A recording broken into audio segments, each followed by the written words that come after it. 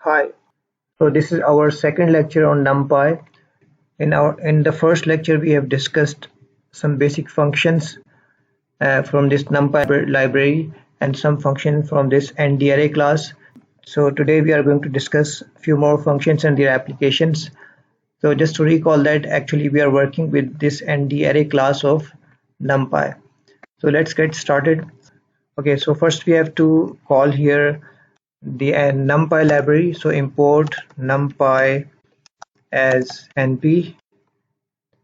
So now let's define an array. Data is equal to np dot array.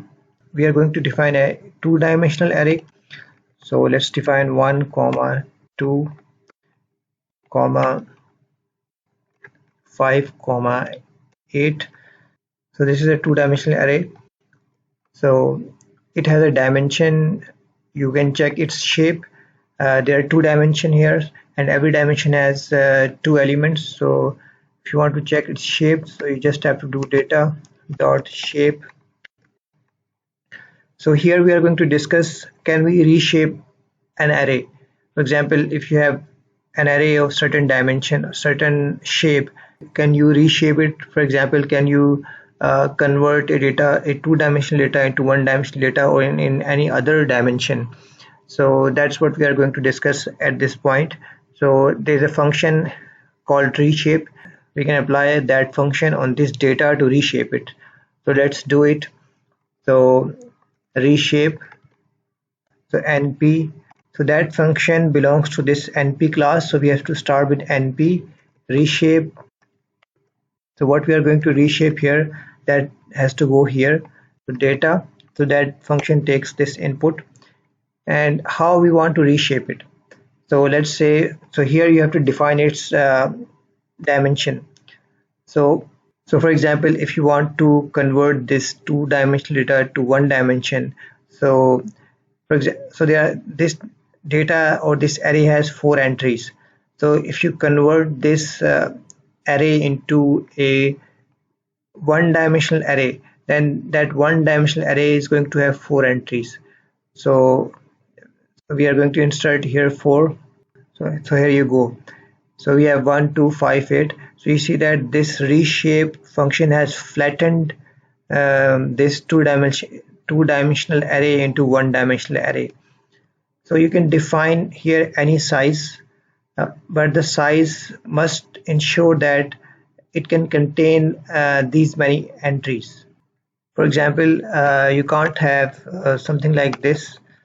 If we define here shape to be 3 comma 2, so now we are defining that there are two dimension, and one dimension has 3 entries and the other dimension has 2 entries. So when you multiply 3 by 2, you get 6. So this means that that new array is going to have 6 entries, but we have here 4 entries. So this is not going to work.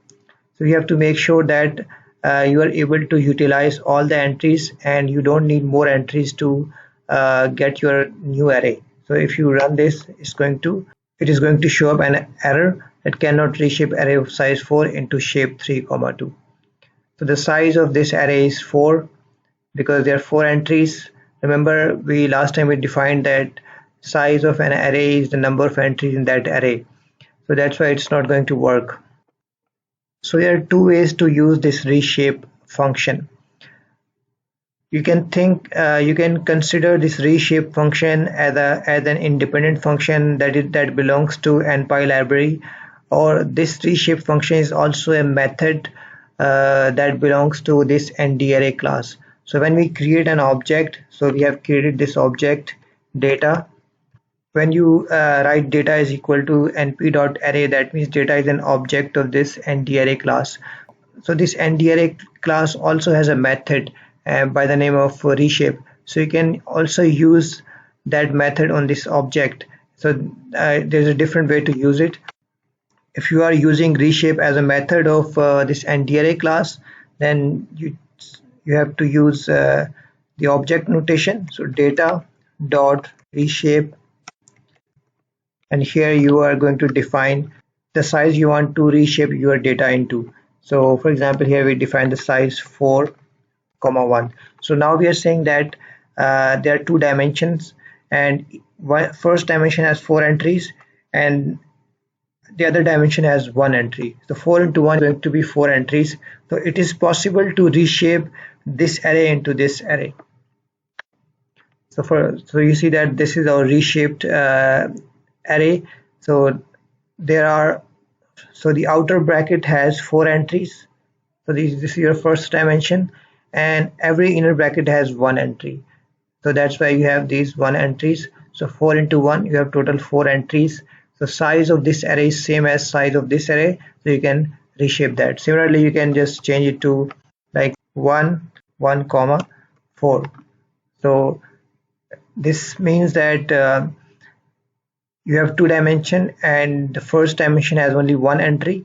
So this is that 1 entry, and that 1 entry has 4 entries. So 1 2 5 comma 8, there are 4 entries.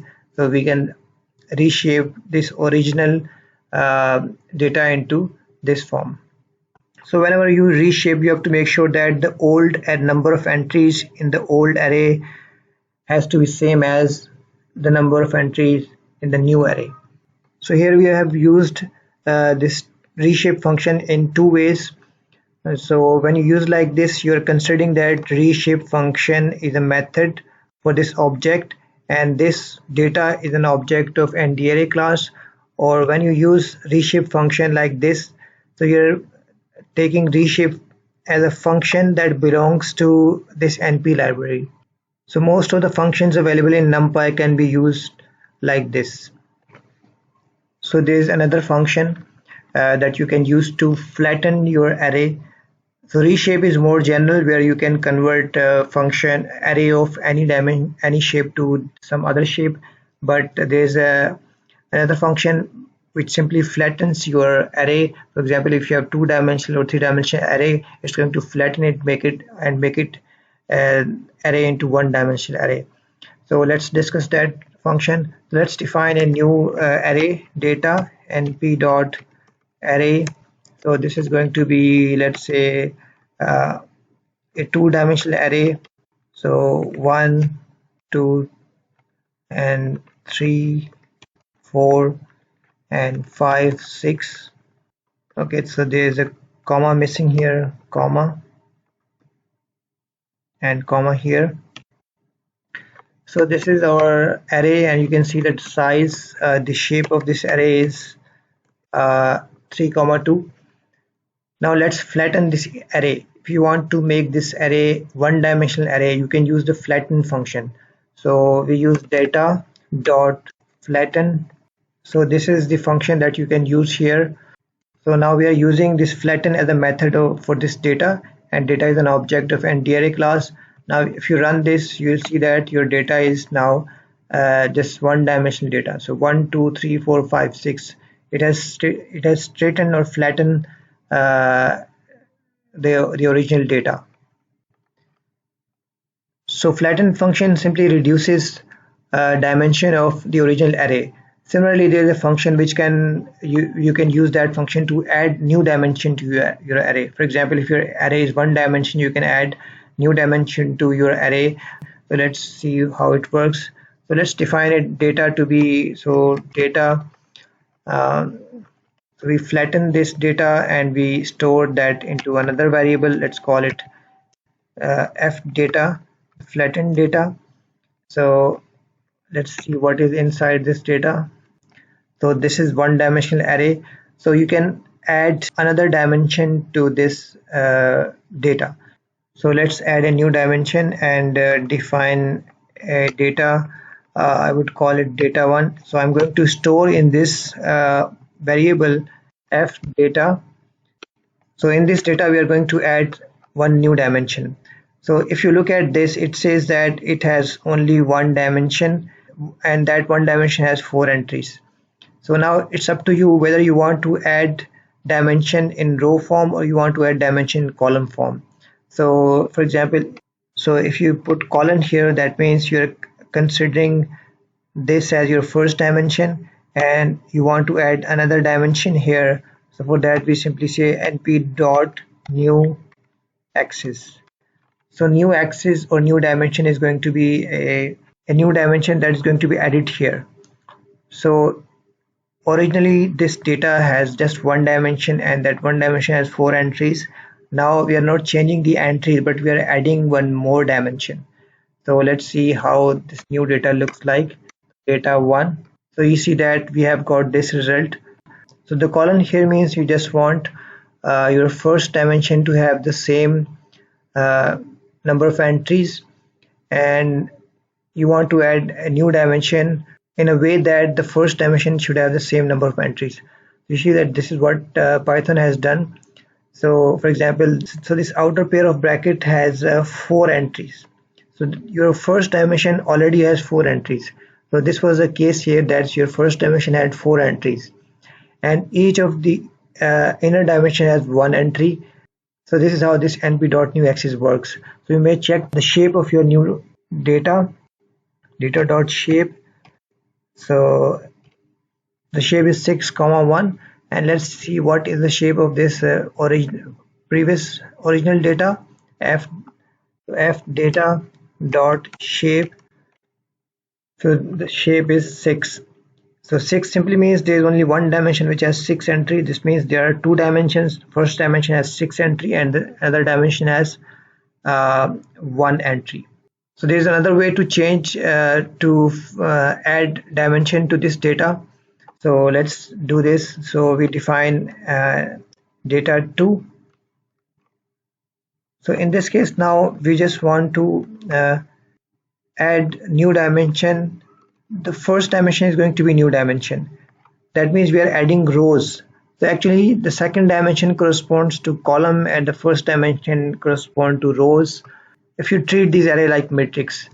So now we are adding new dimension here. That means we are adding new rows, and so now that means we are adding new row, comma. So this is going to be column. So we are saying that this should go to the second dimension. So second dimension is going to have 6 entries, and here we are adding new dimension. So let's see how this works. So data 2, if you run this, you see that your first dimension has first dimension represented by this outer bracket. So outer bracket has this one inner bracket. So this is, you have added just one dimension here. One more dimension here that has only 1 entry, and because this dimension cannot have more than 1 entry, as we discussed before, the number of entries in your old array must be same as the number of entries in your new array. So this is not possible that we have more than 1 entry in this new dimension. So this new axis has 1 element, 1 entry, and then the next dimension has 6 entries. Its shape is going to be 1, 6. So let's see data 2 dot shape. So this is going to give us 1, 6. There is another way to create a 2-dimensional array from 1-dimensional array by stacking 1-dimensional array one over the other, either in vertical direction or horizontal direction. So there are some function. For example, if I generate a 1-dimensional data using line space, you can generate any way. Either you can use line space, range, or you may list the values manually. So let's generate from 1 to 8, and we want from 1 to 8 we want, let's say, 4 values. So this is our data. Let's see what is inside. So we have these values. So you can construct a 2-dimensional array using this data by stacking this data vertically or horizontally. For that we have function np dot stack vstack. Vstack is going to stack the data, this data. So you may stack it to any number of times you want. So let's stack it twice. So data comma data. So this is going to be a new array, new 2-dimensional array, where we have this 1-dimensional array one over the other. So you may stack it any number of times. We have entered data twice, so you got 2 rows here, but you can also stack your data horizontally. For that our function is the same function. You simply have to replace here each. So you get this horizontal way, you get this data in horizontal way. From this point to this point, this is one array, and the same array we have concatenated in a horizontal direction. Again, you can stack your data any number of ways you want. You may add like data, insert data here 5 times, so it's going to stack 5 times horizontally. Now let's talk about the most important part about these arrays, the arithmetic of this array. How we can add two arrays, we can subtract two arrays. So at this point you will see the advantage of using arrays instead of list if your data type is floats or numbers. Just using the plus sign or minus sign, you can add and subtract the different number of arrays without using loops. So let's define an array. X is equal to np dot array, and that array, let's define it two-dimensional array. So 1, 2, 3, 4. Define, okay, again I missed this comma here, comma. So let's define another array y, and here you may enter different entries 3, 4, 6 and 9. So we have two arrays. Two arrays are they are kind of 2 by 2 matrices. If you want to add them, you can simply say x plus, simply write x plus y. So this plus here means entry by entry addition. So 1 is going to be added to 3, and 2 is going to be added to 4, and 3 is going to be added to 6, and 4 is going to be added to 9. So this plus means entry by entry addition. It's like a matrix addition. So you get 4, 6, 9, 3, and you can do the similar thing with minus. So this is called vector computations. These computations are happening entry by entry. So we are not using loops. We are not adding 1 with 3 using some loop, then we are adding 2 with 4 manually. This is not happening here. Just one arithmetic operation is doing this for us.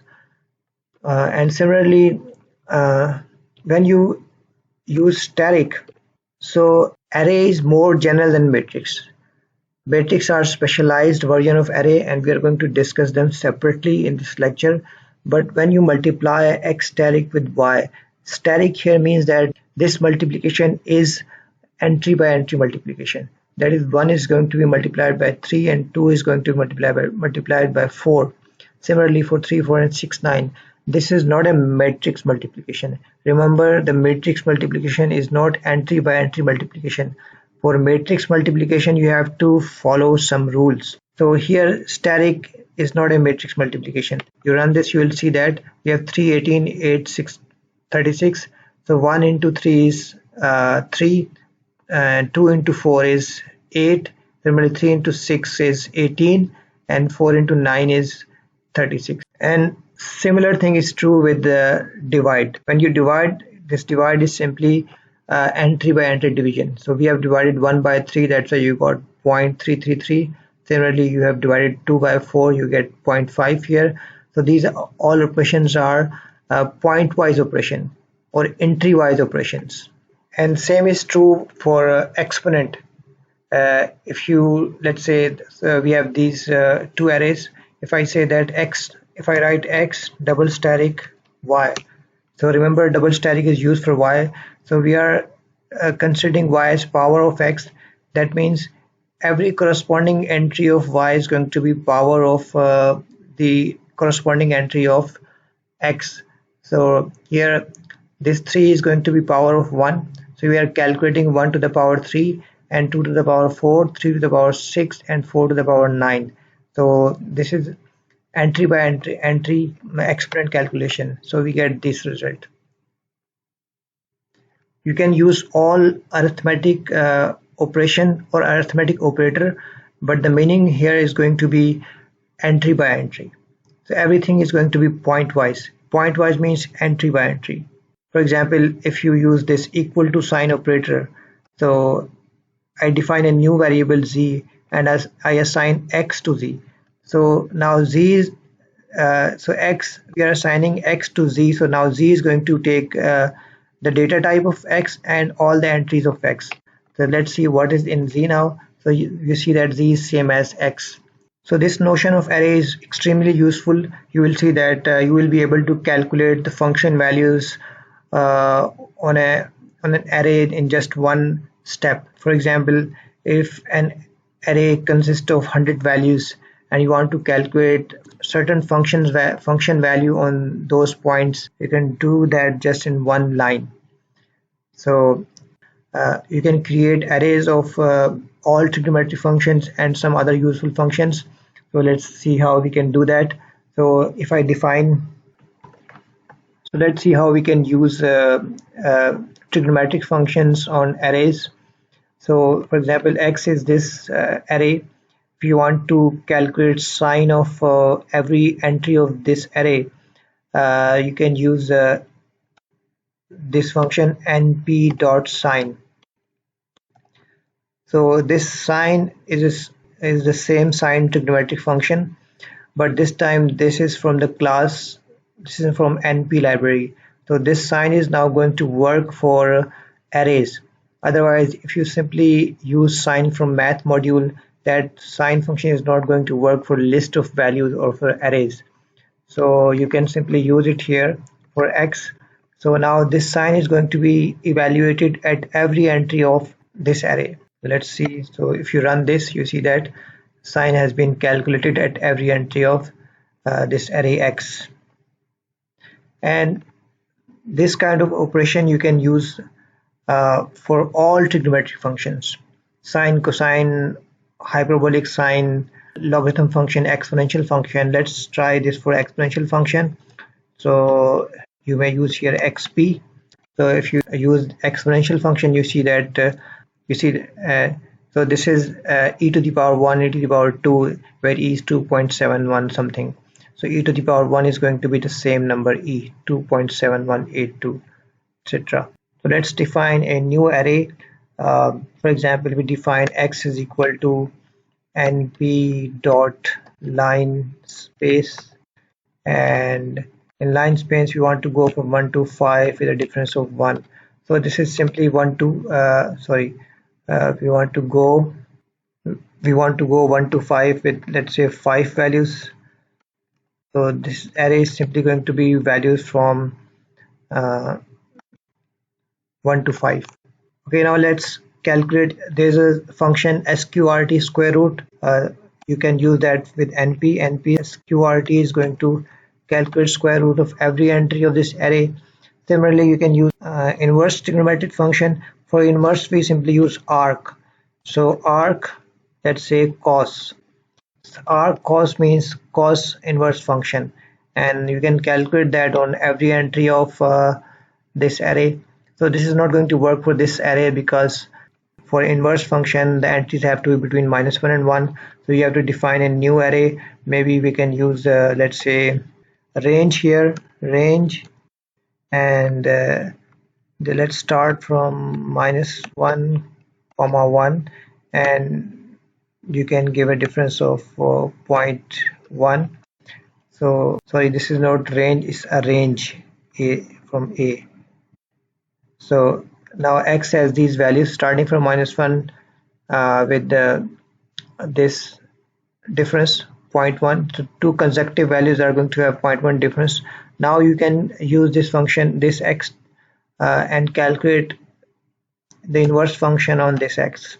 np dot arc cos at X. So it says that it doesn't have so there is no e here. So you see that this cos inverse function has been calculated at every entry of this X. So there are many other functions like log function, tangent function, inverse tangent function, log with base 2, log with base 10. So we have all kinds of functions. You simply have to replace name of that function. You simply have to replace name of that function here. So all those functions which are available in this Numpy class, for example, arc, cos, and other functions, you can use these functions and evaluate that functions on array. But what if you define your own function? If there's a user defined function, can we use that function for arrays or not? So let's discuss that. So there's some function you will be able to use for arrays. but for other functions you have to actually vectorize those functions. You can't directly use that functions for array. So let's define two functions. So first I'm going to define here a function. So that function, let's call it square. It's going to calculate square of a number. So my intention is to define this function for scalar. So x is just a number. It's not a let's call it a. So a is just a number. It is not an array.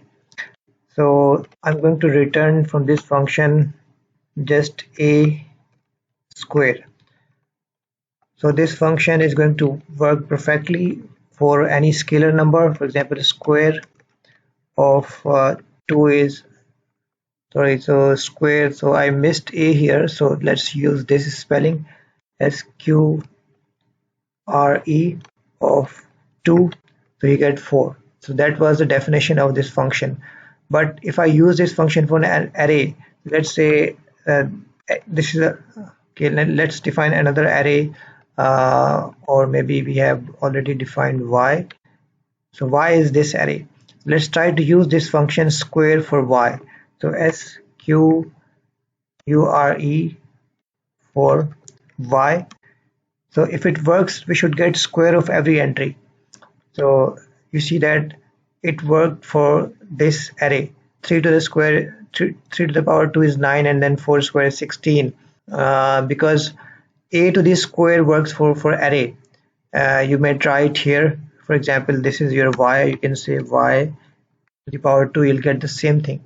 So this expression works for array. That's why this also worked for this function. So we can use this function to evaluate values on arrays. So this function works for arrays same as other functions, for example cos, sine, that belong to Numpy class.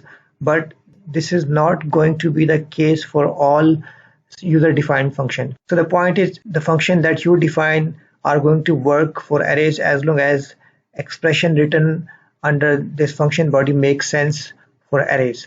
If they don't, then they are not going to work. Now let me define another function. So let's define another function def. I would call it func. So it's going to take an some argument a. So my intention is to work with scalar. Let's see if it works with the array or not.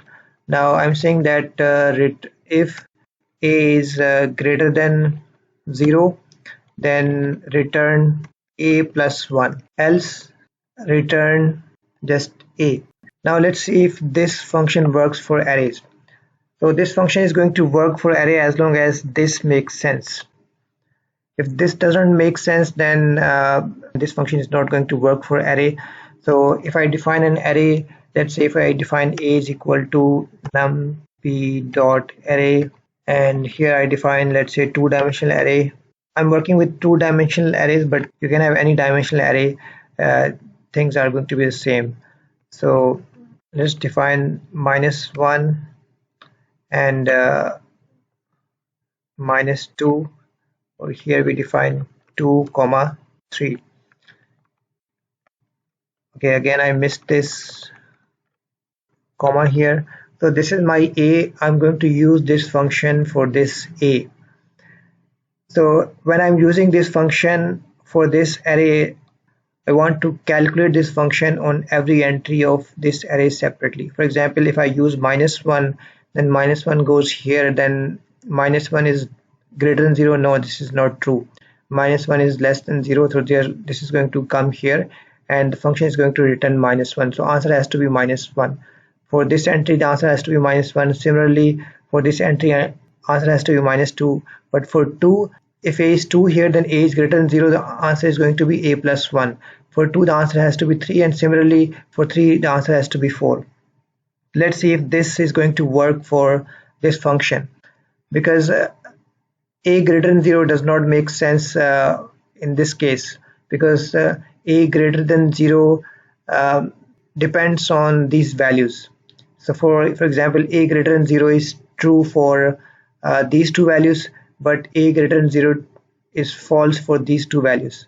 So as a whole, this statement is not going to give you any answer, whether true or false. So for this if statement to work, we should get either here true or false. But you see that from here we are getting two different answers. For these two entries we are getting false, and for these two entries we are getting true. Therefore, as a whole, if you consider this A as a whole array, then this makes no sense here. Therefore, this function is not going to work for array. Let's try this. So function name is func. Let me try this for A. So this does not work. To make sure that this function works for array, we have to vectorize this function. We have to tell Python that now we want to use this function for vectors or for arrays. For that, we use this expression. So name of the function equal to, we are going to use np dot this function vectorize. We are saying that vectorize this function func. So this function func is going to be now vectorized, and we are assigning that vectorized function to the same function name. So we are not changing function name here. Now after I run this this line, now my function is going to be vectorized. So now this function has been designed to work for arrays. Let's do that. Now you can see, you can try to use your function for A.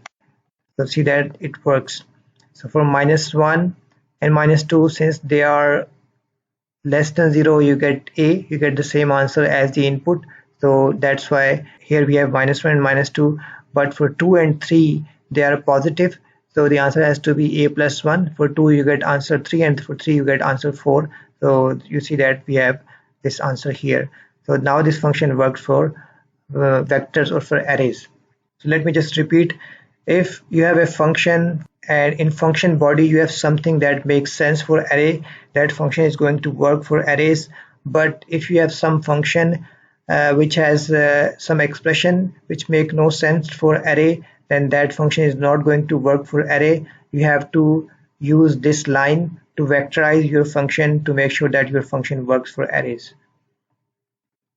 So there are functions in Numpy which can do some statistics for you. For example, they can calculate mean of the array, the maximum minimum value, standard deviation, variance of the array. So you know these concepts from your statistics class. So suppose this A is your array, you can use this function np dot mean. So mean is going to calculate mean of all the entries in this array. So mean is 0.5, so you add all the entries and divide by 4, so you get by 0.5. Similarly, you can calculate standard deviation std of A. So you get standard deviation, you can calculate variance. So there are many functions. There is also sum function np dot sum of A, so that gives you sum. There is another function np dot cumulative product. So this is the cumulative product where you leave -1 as it is, then you multiply -1 with -2, you get the answer 2, and then you multiply that answer 2 with next entry, you get the answer 4, then you multiply that answer with the next entry, with meaning 4 with 3, you get 12. So this is called cumulative product. You can also use Boolean expressions or conditional expressions in using arrays. So for example, if A is this array and let's define B another array, B is equal to np dot array, and here we define a two-dimensional array because we want to compare this B array with A using some conditional statement. So they have to be of the same dimension, same shape, 3, 4. So you can use this conditional statement for the two arrays. So for example, A greater than B. So this A greater than B is going to give you a Boolean answer, whether it's going to be true or false. But how do we compare two arrays? So we are going to compare corresponding entries. So let's see what is the answer. So answer is that -1 is greater than 1. No, that's false. -2 is greater than 2. That's false. Similarly, 2 is greater than 3. This is false. And 3 is greater than 4. This is false. So you can use these kind of expressions for arrays as well. So there is a function np dot all. So this is going to give you answer true if all the entries are non-zero in an array. So for example, if A is your array and in A all the entries are non-zero, so the answer is going to be true. And there's also an array, a function, it's called any, and it's going to give you answer true if any of the entry in A is non-zero. So for this case, answer is going to be. But if you define, let's say, some array C is equal to np dot zeros, remember we defined this function zeros to construct an array which has all the entries 0. So construct a two-dimensional array with all the entries 0. So now let's try this any function. So np dot any. So this is going to return now false because none of the entries is non-zero. So okay, so we have to try this for C, not for A. So C. So you see that answer is false because none of the entries are non-zero. There is another function called where, np dot where. So this function is going to have two conditions, and it's going to select entries based on those conditions. So for example, let's see what array we have here. So A is -1, -2, and 2 and 2, 3. So from this array we can construct a new array using np dot where. So the first argument of where is going to be a condition. For example, you can say that where A is less than 0, do something here. So this is the condition, and this is here what we want to do when the condition is true. Let's say I say that then A square that entry. When A is less than 0, square that entry. If it is false, then suppose that we say just add in that entry. So in this case, in this array, so A is less than 0. A is less than 0 means the entries of A. So -1 and -2 are less than 0. So for those entries, we are going to square them. And for those entries where the condition is not true, we are going to add 1 to those entries. So let's see what we get. So you see that for -1 and -2, we have squared these entries, and when A less than 0 is false, like for these two entries, we have added 1 to each one of those entries. So there are many methods in Numpy, many functions, Boolean functions, or arrays can be used in number of ways in Boolean context. I cannot cover all the functions here in these lectures, so I will assign you reading and you may practice them on your own. So far we have worked with arrays in general. So we can specialize these arrays for matrices and vectors, and we can do the computations that we do with vectors and matrices. For example, we calculate dot product of two vectors and cross product of two vectors, and we can multiply a vector by matrices as long as the number of rows of the first matrix is equal to the number of columns of the second matrix. So this is what we are going to discuss now. So for example, if we define two vectors, two one-dimensional arrays, the one-dimensional array is a kind of vector, and two-dimensional array is kind of second order matrix. So np dot let's say define line, or we define a range. So define a vector or one-dimensional array from 1 to 4 with a difference of 0.5. So this is our x. So let's define another vector y. So y is let's say we take from 2 to 5 with same number of entries. So y, so this is your y vector. Now if you want to calculate their dot product, if you consider that these are your vectors, x and y are your vectors, then their dot product is simply you have to use this function np dot. So this function is for arrays and it calculates their dot product. So x comma y will give us their dot product. So you know how to calculate the dot product. We multiply the corresponding entries of the vectors and we sum them. So this is the answer. But if you use this, so this dot function has a more general function here.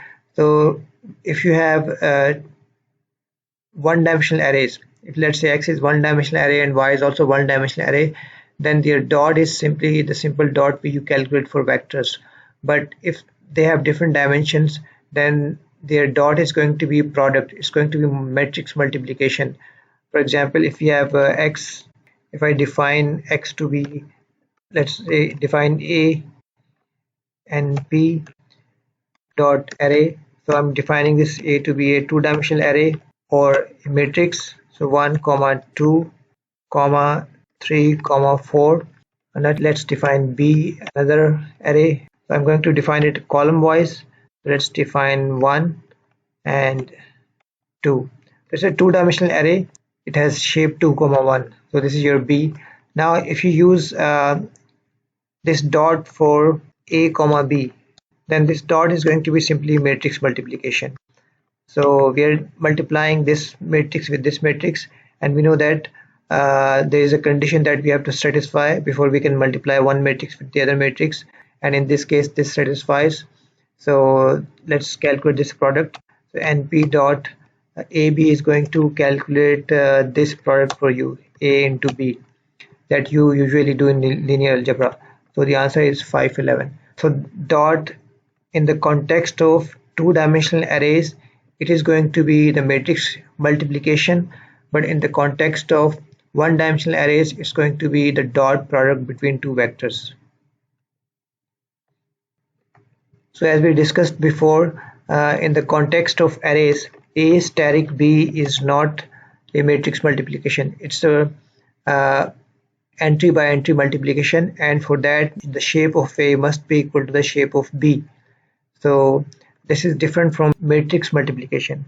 So Numpy also has a class by the name of matrix. So that class can be used specially to handle matrices, not general arrays.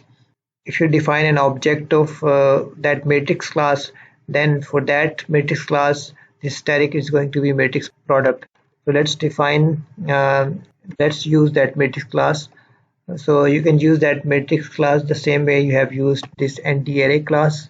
So if I define an object of that matrix class, I simply have to use np dot matrix. So this is the name of that class, and I define I can define a matrix the same way we have defined arrays here. So let's say 1 comma 2 and 3 comma 4. So this is again a two-dimensional array or a two-dimensional matrix. So A is this matrix.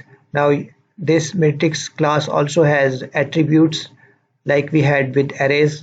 For example, the shape, the dimension, and the data type. So let's try this. So a dot shape is going to tell you the shape of this matrix. A dot n dim is going to tell you the dimension of this matrix, and then a dot size is going to tell you the size of this matrix. So this is same as we did with array class. So let's define another matrix B of any dimension. So np dot matrix, and let's define a two-dimensional matrix again. So 1 comma 5 comma 3 comma 4, 3 comma 3, let's say 3 comma 3. So this is another matrix, and its shape is 2 comma 2 and its shape is 2 comma 2. So we can multiply these two matrices, so their multiplication is valid, so we can calculate a steric b. So when your object is of from class matrix like a and b here, then steric here would mean the matrix multiplication that we normally do in linear algebra. So this is not a pointwise multiplication because A is not an array, B is not an array, they are matrices. They are object of this matrix class. So that's why A steric B here would mean that the matrix multiplication. It's not a pointwise multiplication. You run this, you'll see that it is not a pointwise multiplication like array. So there is a difference in usage of this steric. If these objects are from array class, then this steric would mean the pointwise multiplication or the entry-wise multiplication. But if A and B are object of matrix class, like here in this case, then steric would mean the matrix multiplication. So this matrix class also has many methods For example, there is a method which calculates the inverse of a matrix, and that name of the method is I. So A is an object of this matrix class, and in order to calculate inverse of this A, we can use this method I. It's simply I. I can write here I is for the inverse of the matrix A. So A dot, that is A dot I is equal to A to the power minus 1 is simply A inverse. If you run this, you will get inverse of this matrix. So you can use this class, matrix class, to solve linear system. You remember, if you have done this in your linear algebra classes, that if you have a linear system Ax is equal to B, its solution is, let's comment this part. If you have this system Ax is equal to B, where A is the coefficient matrix, B is the matrix of a vector of constant, and X is the unknown variable. The solution of this equation is X is equal to A inverse B. So you are multiplying this A inverse by B.